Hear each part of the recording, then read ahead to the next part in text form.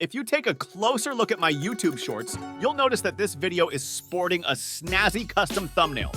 I've uncovered a secret method that allows you to spice up your YouTube shorts with custom thumbnails.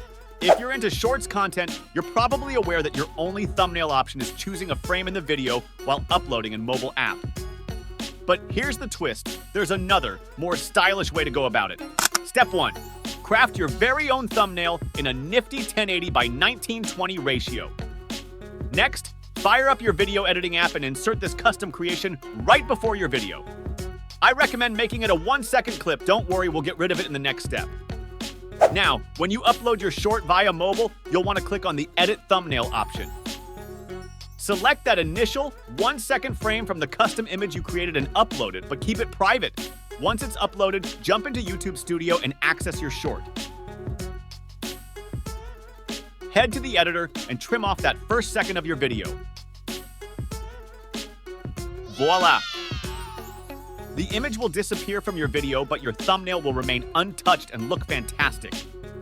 Once you've done that, go ahead and hit that Publish button. There you have it.